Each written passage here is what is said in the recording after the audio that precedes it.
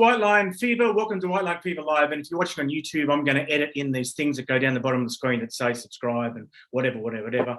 And as you know, if you've been watching for a while, I cut up the audio. So I try to make all the questions kind of timeless in case I don't cut it up for a week or a month or whatever. But bugger that, because the best rock bar in the world, Frankie's, is closing next week. And I'm heading out to Australia. I'm super excited going home. I'm in London at the moment. So we're not going to try and be timeless. We're not going to pretend that, unfortunately, Christine McVie, she just died. So we're not going to pretend that it happened ages ago. But I have here from Nashville Pussy, the band that is playing on the last night ever of Frankie's, Ruyter Suys. How are you, Ruyter? I'm swell, and I'm hungry for pizza. Hungry for pizza. Now, I'm excited about going back to Australia because I'm from there. But what about you? Do you get excited about a tour somewhere that's a long way away that you don't go to all the time? Or is it all just like, I'm back on the road and where you're going is irrelevant? That's a double-edged question. Well, it's a 22-hour flight journey for us. Mm-hmm. So it's a little bit of a disappointment that we're only playing 5 shows, but we're going to have to make the 5 shows absolutely jam-packed to make it worth our while. God damn it. Yeah. And how much has anyone told you about Frankie's? We've been there before. Yeah. Okay. We've had an evening there, let's say. We had a weekend there in a few hours. And it's sad, isn't it? It's sad that it's closing. Yeah, but you know what? This is the fucking way of the world, man. It sucks. Yeah. Once CBGB's closed, it was like, it's all downhill, man. Like all that shit gone. But there's new exciting places for us to haunt, destroy. I know you're like a massive fan of AC/DC and particularly Malcolm Young, and I know Malcolm's son Ross is a regular at Frankie's, and I'm tipping he'll be there. So it's going to be an all-time night.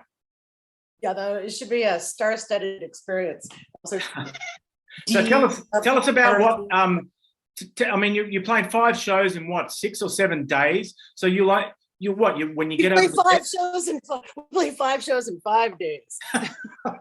That's not much fun, is it?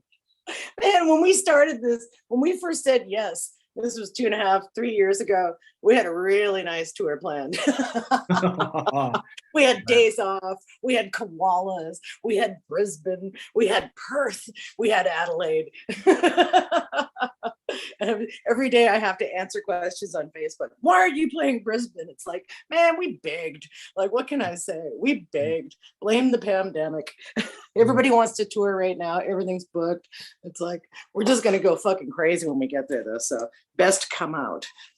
Yeah. I was going to ask this question in the third part of the interview, but I'll ask it now. Like, have you guys kind of like at all slowed down over the years as far as, the indulging and like having fun between gigs? Do you look after yourselves a little bit better, or is it the same as it always was?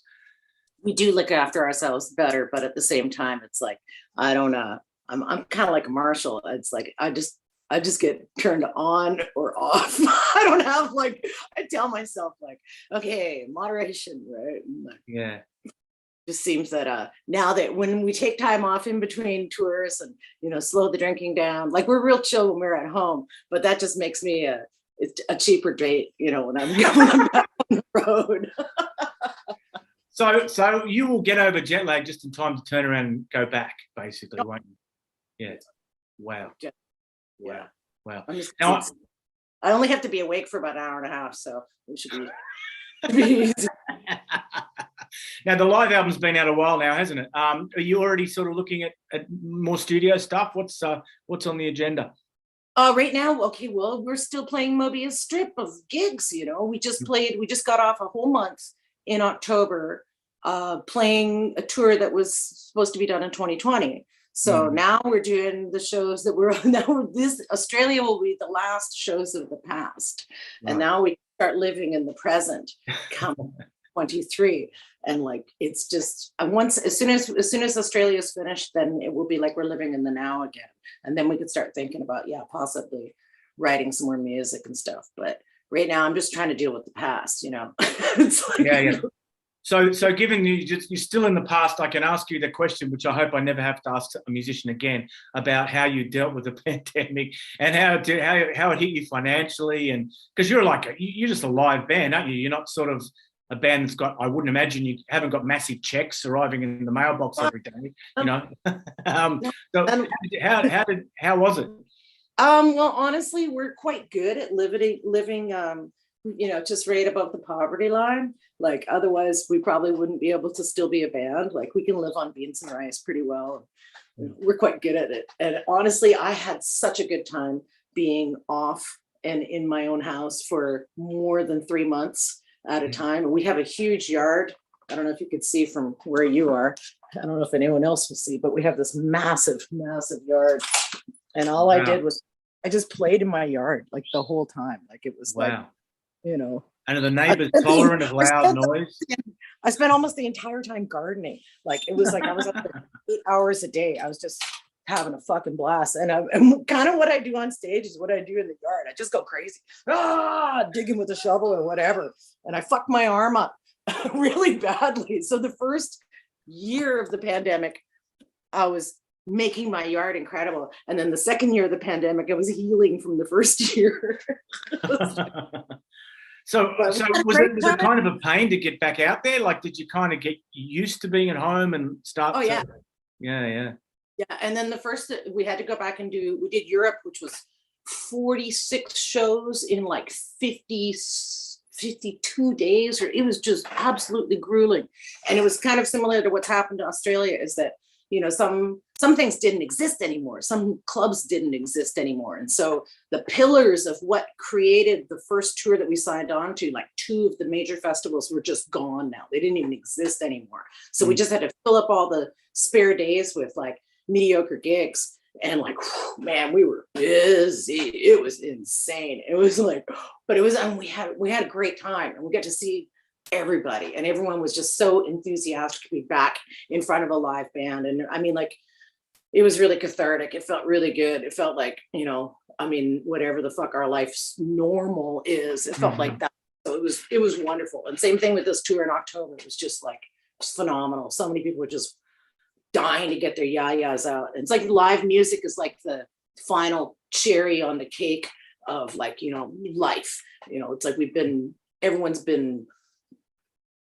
not allowed to have this. And when you finally are allowed to have live music again, it's like, this is why we are alive. It's like having sex again or something like that. Like, oh my God, I remember this. This is fucking Marshall. Like, everyone just got bonkers. So I expect Australia to step up. Yeah, okay. Welcome back to Whitelock Fever. My name's Steve Mascord, and second part of our interview with Ruyter Suys from Nashville Pussy. People are watching, got no idea why I'm introducing her again, but that's what I'm doing because I'm going to cut up the audio. Right, I had a few, like, I just wondered while you were gone, and you were talking about places closing, bars closing like Frankie's. Do you like? Is it all about the people when you tour? Have you been to places 1,000 times and never actually seen a landmark or been to a tourist attraction, or you know what I mean? There's a couple places like that. Yeah, I mean, to me, honestly, New York City, the Statue of Liberty is still only about this big. And I've touched the Eiffel Tower. I've never been up it, but I've seen it 50 times, but I've never been actually up the damn thing. Lineups are too, What a different life you've led to, I guess, everyone you've grown up with. I mean, have you still got friends who are kind of like normal people from school and stuff? I mean, they mustn't understand what you do, huh? We know a number of civilians. So what do you think, given that you've always been quite sort of outside the music industry, are you immune to any changes? Like, are you kind of like, or are you feeling pressure in any areas because of, like you said, bars closing, I mean, record companies, streaming, all that sort of stuff? Does that hurt you? Streaming has definitely hurt us. There's no doubt about that. That's a real reality. Yeah, we used to have like, it was kind of like we used to call it mailbox money, like like having a little oil well, and once every couple months you find a little check in there that was like, oh, surprise money, and it would be, you could throw it at something important, like your house payment or your car or what have you. And now that is shrunk by easily, God, I mean, it's not even a third of what it was. It's probably a fifth of what it was, maybe less. And that's why everybody who's over the age of 70 is back on the road again. It's like, fuck, their little oil wells all dried up and it's all streaming. So that sucks. Other than that, we've pretty much existed outside of the real world of the music industry. Like, I don't know, since our second album. Wow. Yeah. We got off the majors. It's never really had much influence on the way we live our life or the way we tour. We've always been a live touring band, and we've always been pretty self-sufficient. So we've never taken tour support in our life. So we have no idea what it's like to be dependent on a record label. Yeah, I was reading an interview, like maybe it was a classic rock interview from about 10 years ago, and you were saying, you wish more women had. You wish you'd inspired more people. You know that you have inspired some, but you wish you'd inspired more. But is that one thing that's picking up now? I mean, I was talking about, Philippa from Thunder Mother comes to mind as a great lead guitarist. What is that? Is that ship finally come in? Oh, fuck yes. I would say definitely. The line, but the little girls understand, has a whole new meaning now. Like, last tour in America, and America's going to be the last bastion of this bullshit, I swear. Like, because the rest of the world, there's always little kids and there's always young women and young girls at our shows, but America's we're a little slow. But this last tour in October, I met so many literal girls, 9-year-olds and 12-year-olds and 14-year-olds and 18-year-olds, and they would come up to me after the show just with this thank God you exist look on their face, and I can't believe you're real, and I want to be you. And it was just like this, I was just so much, so joyous. And I would see them while I was playing in the front row with their jaws just open, going, oh my God, and they completely get it. They get it all. They get the sexuality, they get the anger, they get the musicianship, they get the just want to go fucking crazy. They get it. And it's like, there's no barrier whatsoever. It's just like, I love you, you love me, let's go fucking conquer the world. They're like, yeah. Why do you think it's happened now? Well, what is it? I guess it's a combination of elements. I don't know. You push down on something hard enough, it pops up somewhere else. Yeah. But I guess it's happened in other areas of society too, hasn't it? That. I mean, there's girl power and all that shit, but I guess it's actually finally taken hold. There are so many women out there playing music that it's not really I don't know. I guess it's not an issue anymore. It's just whether or not. I mean, there's girls with guitars everywhere now. So it's now we just got to get really good. So it says on your Facebook page you're the best female lead guitarist in the world. Have you got a list in your mind? Number 2, number 3, number 4? Honestly, I think Nancy Wilson is the best female guitar player in the world. She's spectacular. And then there's plenty of others that I don't know if they're rock guitar players, but, Joni Mitchell and just so many great guitar players but I mean, I try not to distinguish, but Nancy is the queen, man. She's so good. She's ridiculously good. She's capable of other things too, which is quite embarrassing. She's a parent. Yeah. That is embarrassing. The twin boys. So, these are things I can't do. Welcome back to White Line Fever. My name's Steve Mascott. Third part of our interview with Ruyter Suys from Nashville Pussy. Want to thank her for her time. Now, I did some research before this interview. And did you know? I did. You can't tell from any of the questions so far, but I did. And I had an echo in my mind from many years ago that the band was called Nashville Ghetto Pussy. But you can imagine what I got when I researched that. Imagine the stuff that came up on my screen. Is that true or not? Or was that an urban myth? Did you have that? Never. This only you have heard. No, never one. Well, yeah, but I mean, I wasn't sure if it was bullshit or not because I couldn't find it on the internet anywhere. So I've never heard it. Okay, there you go. Yeah, there you go. Okay, I've heard natural pussy. I've heard national pussy. I've heard Yeah, you know. Okay. Did you ever come close to getting rid of the pussy out of the name? Ever? Was it ever discussed? Was it? Oh, the closest we ever came to discussing is that we were just going to change our name to Pussy. Because the word Nashville was giving us a, you know, bad rap. Fair enough. And the other thing I wanted to ask you about was, you know, is there any kind of like, there's absolutely no use by date on what you do. You don't think that you're ever going to like retire or stop. You know, it's until you drop, basically, like Lemmy. We'll probably wind up rocking until we drop. Yeah. Yeah. We've been trained by the best.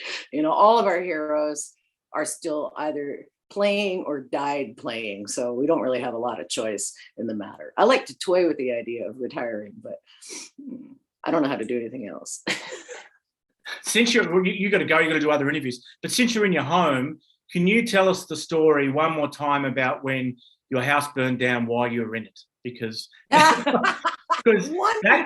what threw you out on the road, isn't it? Like, if that hadn't happened, would you have maybe a sliding doors moment? You might have done something else.